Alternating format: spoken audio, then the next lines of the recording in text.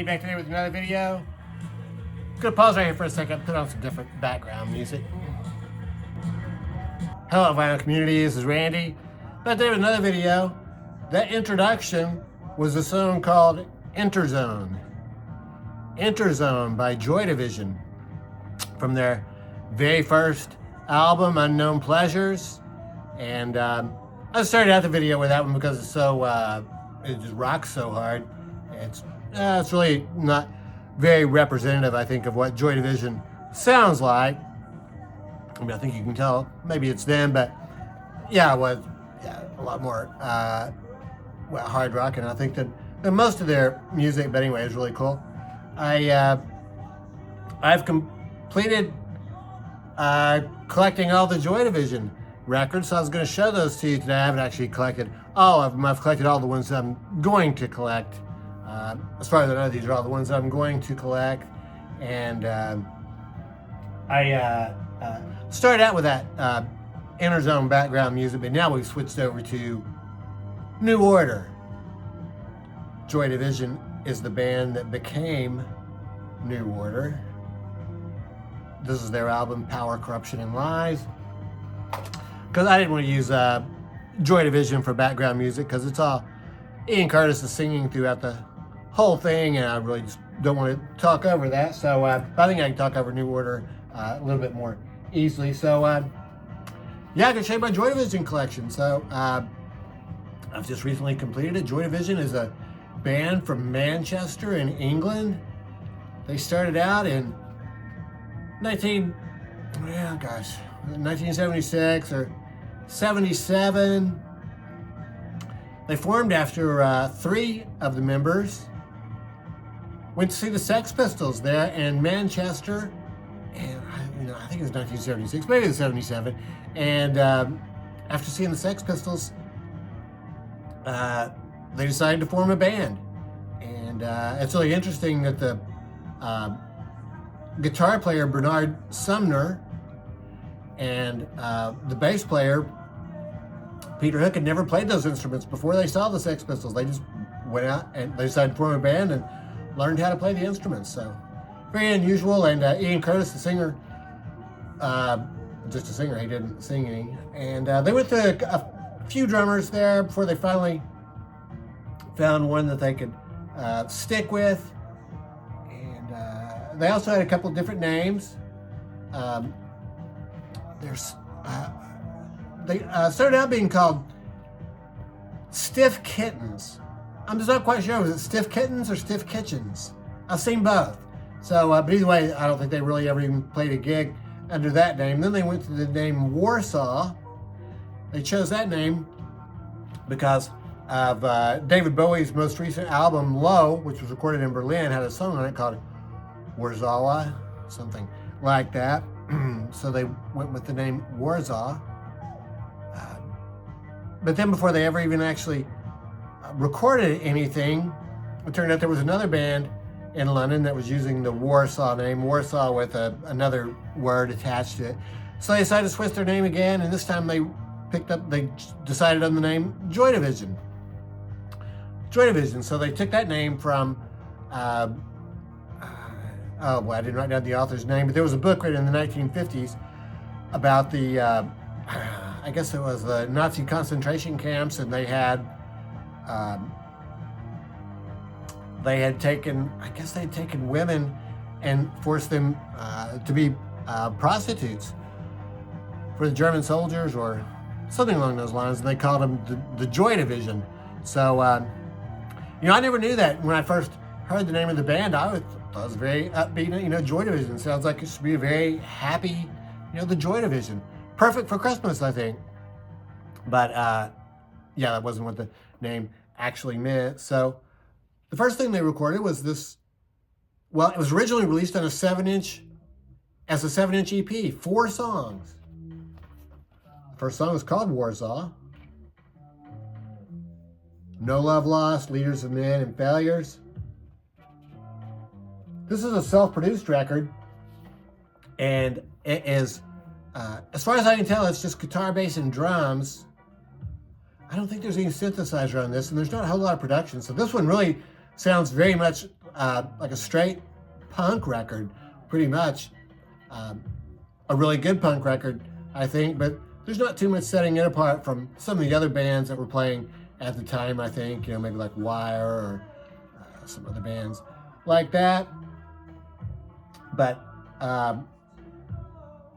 they were picked up by a record label, Factory record label, and for their, I think all the rest of their recorded music was produced by Martin Hannett.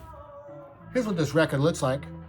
It was originally released on a 7-inch single, which had a picture of a guy playing a drum on it, which the guitar player created that artwork, and what was that? Oh yeah, the guitar player's name is well, he switched to Bernard Sumner, but he had, oh, I've got some notes over here. Hang on just 1 second, please.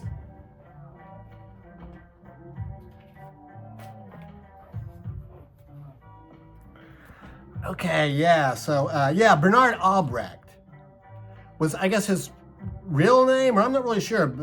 Bernard Albrecht, and then later he switched his name to Bernard Sumner. So yeah, An Ideal for Living. It was recorded in December of 1977. There are only 1,000 copies of it made. It was just a 7-inch single, had that cool cover. And then it was released in October of 78 as a 12-inch single. And they changed the cover to this because less controversial than having that drummer on there who was, I guess it was supposed to have been modeled after a Hitler Youth. Something along those lines. So, yeah, so that was their first 7-inch record, 4 songs on that one. Their first full-length album was called Unknown Pleasures. Unknown Pleasures. That was released in June of 1979. So almost a year later, a year between that 7-inch EP and the first full-length album. So during that time, they started working with Martin Hannett, who was a producer. And whenever I hear the name Martin Hannett, the first thing I think of is the Dead Kennedys. Because at the beginning of the song Nazi Punks Fuck Off, Jello Biafra says, it's like, he like counts it off or something, and then he says, overproduced by Martin Hannett. But I just now listen again, and it's actually not on the single. The single just starts right out with the music. But when you listen to it, it's the first song on side 2 of In God We Trust Incorporated. There's the lyrics for that. And so it's on the album that Jello says, overproduced by Martin Hannett. So Martin Hannett was very important to the Joy Division's sound, I think, and extremely important.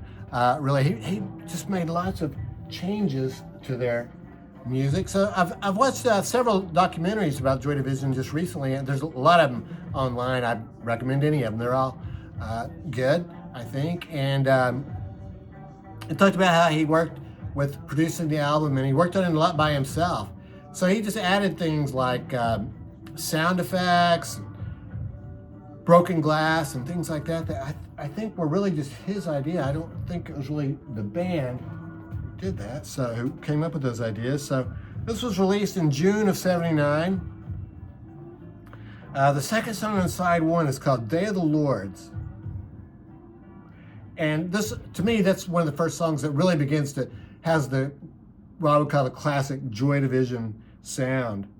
So the bass carries a lot of the tune. There's a lot of synthesizer. And also this is when Ian Curtis starts singing in that deeper voice. On that first 4-song EP, he sang pretty much like any other punk singer of that era would have sung, I think. But later on he developed a more distinctive baritone type voice. Really changed the sound a lot. So, yeah, that song, he just keeps repeating, where will it end? Sense of foreboding on that song. And the very last song on side one is called New Dawn Fades. That's another classic example of their sound. On that one, he talks about, I take the blame. So a lot of these words are really, well, when you know the history of Ian Curtis, they really take in some new meaning, I think, when you listen to them now. Let's see.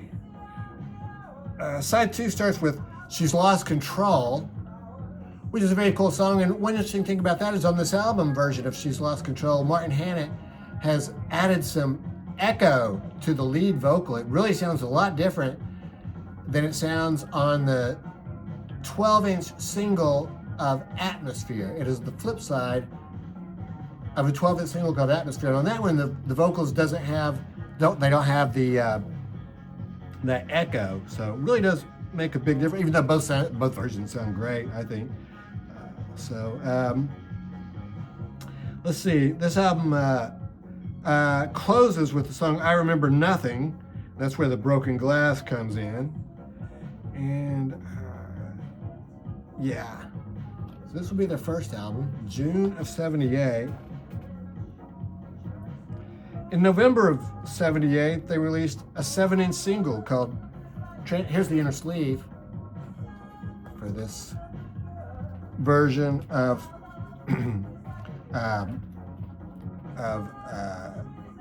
Unknown Pleasures. That version that I have is a, I wrote it down here. It is a, of course I can't find it now. I think it's like a 2007 version. Yeah, 2007 Rhino Records reissue is what I have. So yeah, November of '79, they released a 7-inch single, Transmission and Novelty. I don't have that one, but I do have it on a compilation album that I'm going to show you here in a second.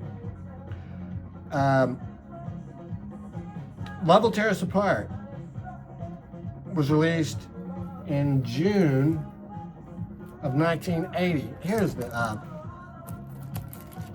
record for Unknown Pleasures. There's an outside and inside.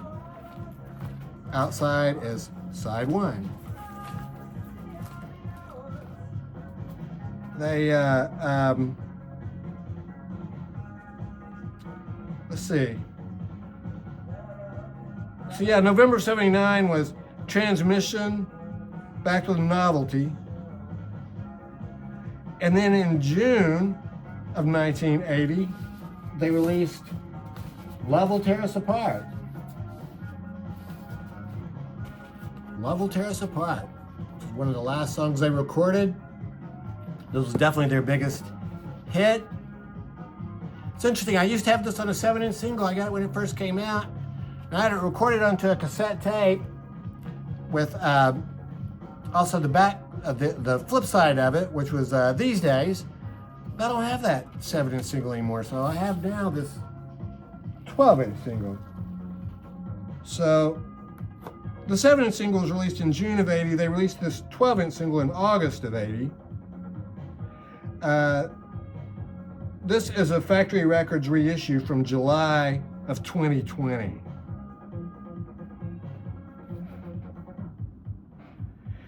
Ian Curtis died on May 18th of 1980. They basically had their next album all ready to go, Closer. So Closer was finally released in July of 1980, just over a month after he had died. What I have here is a 2020 reissue.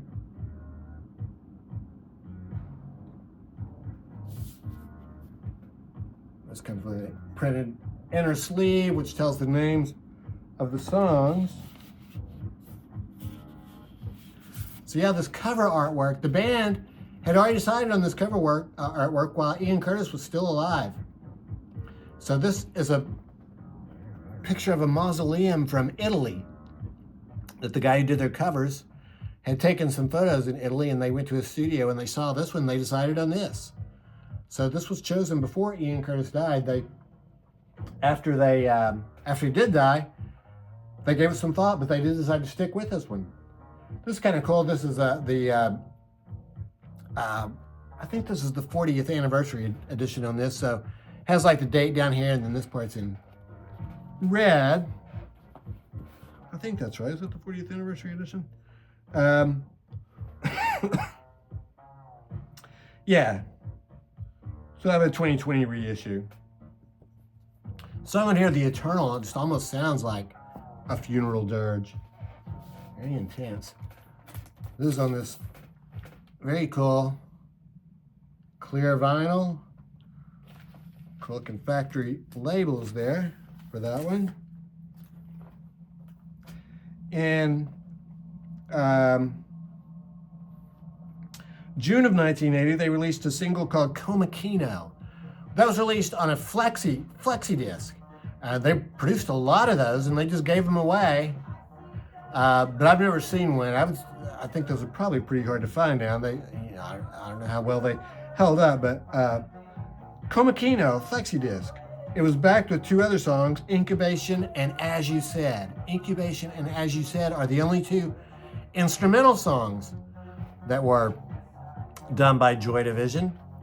So those two were on the flip side of Comichino, June of 1980. So released after Ian Curtis died.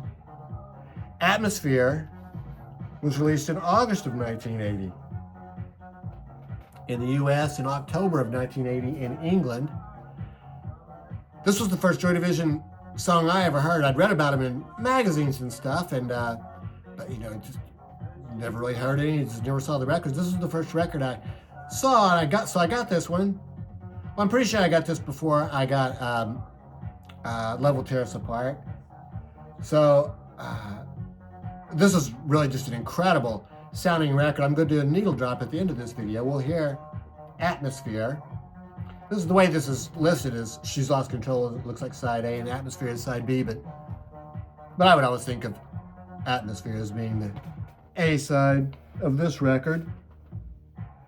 And that song, Atmosphere, was originally released in March of 1980 on a 7-inch record called Licht und Blindheit, which was released, I guess, just in Germany.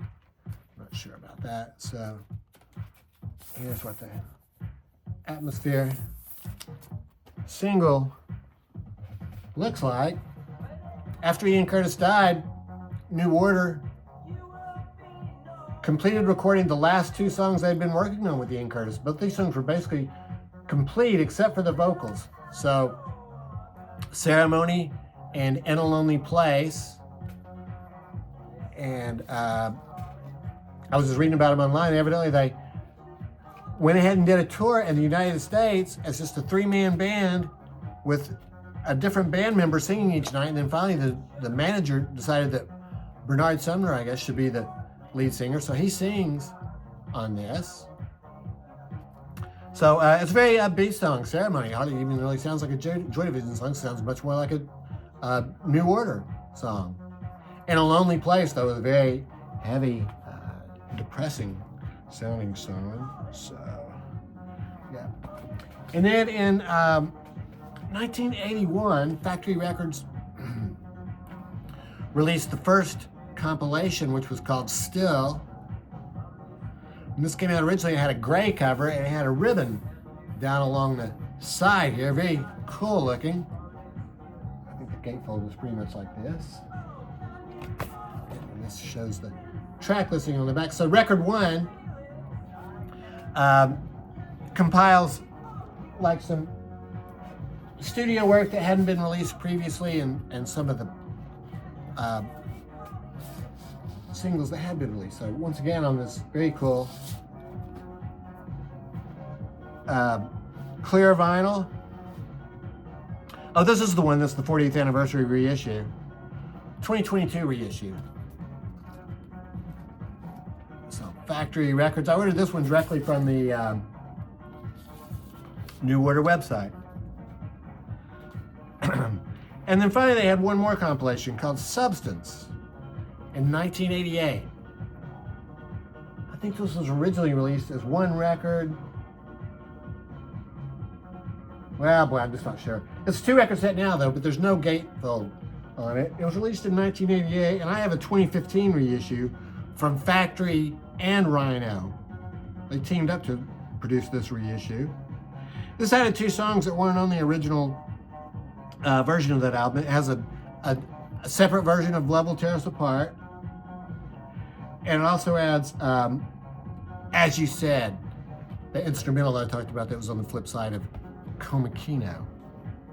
Here comes these cool, delicious white vinyl for these, and very cool artwork on that. Yeah, so that's it. That's my Joy Division collection. Joy Division is just, there really is no other band to compare them to. There's no other band that sounds anything like them. The very first 7-inch EP is sort of like punk. I mean, I guess you would call that punk. But after that, they just took on a much heavier tone, and I guess maybe it would sort of be like the beginnings of goth or something like that. But yeah, nobody else sounds like Joy Division. I had that Substance record. I knew it took me a while to find it, but I did find the cassette. So it was very cool to have that. It turns out that what I did when I recorded this cassette was I left off the songs that I already had on other versions. So this is a very cool cassette. The other side of this cassette is Living Colors Vivid album. I was going through that box of tapes, and I found, this is what always happens when I go through that box of tapes, I found this cassette tape, which is Griller. I don't know if it's or UT. I always called him UT. But Steve Carlson showed their record not too long ago, Griller. I knew I had it. It's also, the flip side of this one is a band called Bastro with Diablo Guapo. Very cool. Also, while I was going through there, though, I found, because I've been thinking about getting some New Order records. I really wanted to get Low Life and Brotherhood. Well, I found both of them. I have both on tape. So now I won't bother with rebuying this because these tapes still sound great. These are, well, one's Maxell, one of them's TDK. They still sound good. What's really cool about this is this New Order Brotherhood. On the other side of the tape is Sonic Youth's Evil. It's a fantastic Sonic Youth album, and I don't have that in any other version. And I've been thinking about buying that one again, so now I won't need to buy that. I'll just listen to the tape. So that's what I have to tell you about Joy Division. I think really a band that can't be compared to any other band. There's no other band that sounds like them or comes close to having the emotional intensity, I think. So yeah, great way to celebrate Christmas, I think. So very happy to get these. So let me know what you think about Joy Division, and going to do a needle drop now for Atmosphere. So I hope everybody's having a happy holiday season, and thanks for watching.